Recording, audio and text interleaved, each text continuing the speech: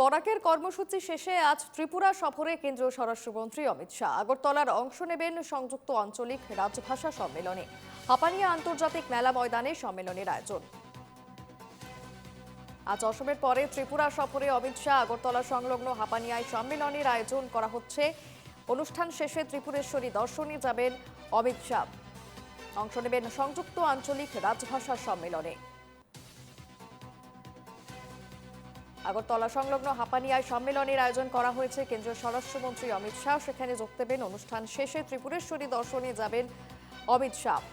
ককবরক লিপি নিয়ে ত্রিপুরা রাজনীতিতে উত্তাল পরিস্থিতি, তার মাঝেই আন্তর্জাতিক মেলা ময়দানে সম্মেলনের আয়োজন এবং সেখানেই আজ থাকবেন অমিত শাহ। প্রতিনিধি শিবজ্যোতি মল্লিক আমার সঙ্গে রয়েছে ফোন লাইনে। শিবজ্যোতি, ত্রিপুরা এই মুহূর্তে যে পরিস্থিতি, ককবরক লিপি নিয়ে একেবারে রাজনীতিতে উত্তাল পরিস্থিতি এবং তার মাঝেই রাজভাষা সম্মেলনে আজ যোগ দিতে চলেছেন অমিত শাহ। এই মুহূর্তে এই পরিস্থিতিতে দাঁড়িয়ে কতটা তাৎপর্যপূর্ণ অমিত শাহের এই সফর? হ্যাঁ দেখো, তোমাকে বলে রাখি যে আজকে শুক্রবার অনুষ্ঠিত হবে পূর্ব, উত্তর পূর্ব এবং উত্তর অঞ্চলের যৌথ আঞ্চলিক রাজভাষা সম্মেলন। এই সম্মেলনে প্রায় ৩,০০০ প্রতিনিধি এখানটায় অংশগ্রহণ করবে।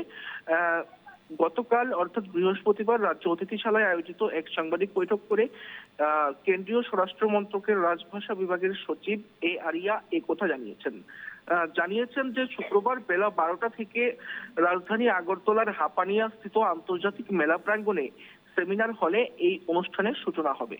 তবে দেশের স্বরাষ্ট্রমন্ত্রী অমিত শাহ বেলা দুপুর ২:৩০ নাগাদ তিনি এই অনুষ্ঠানে যোগ দেবেন।